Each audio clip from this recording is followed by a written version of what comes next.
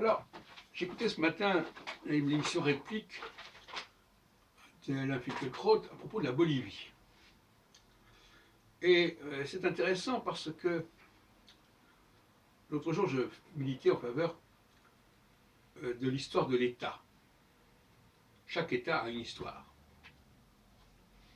Et il faut que les gens qui appartiennent à cet État connaissent cette histoire, même s'ils ne sont pas concernés au niveau généalogique par cet État, ou depuis très peu de temps. Et là, il y a cette dualité entre la nécessité de connaître l'histoire de l'État dans lequel on se trouve et la nécessité de connaître l'histoire de ses origines. Ce sont deux problèmes différents qu'on a voulu parfois mélanger, notamment au niveau de cette histoire d'État-nation qui est assez vaseuse. Et les Boliviens apprennent, par exemple, qu'à une certaine époque,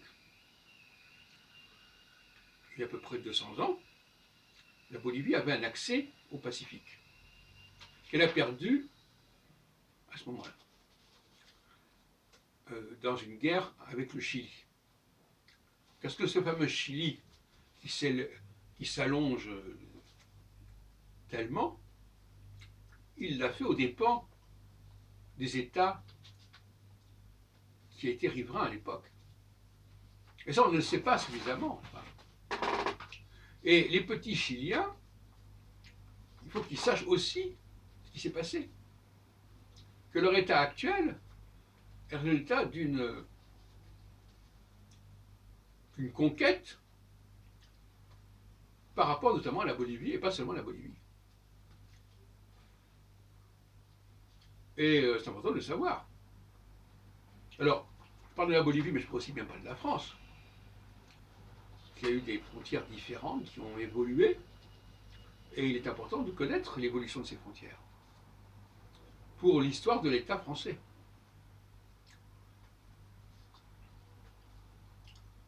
De même, il faut connaître aussi l'histoire de la langue que l'on parle.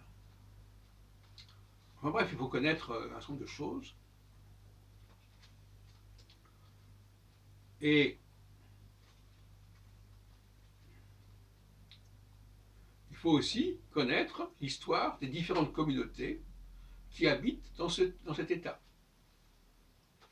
Par exemple, s'il y a une communauté musulmane importante en France, il faut connaître un peu l'histoire de cette communauté.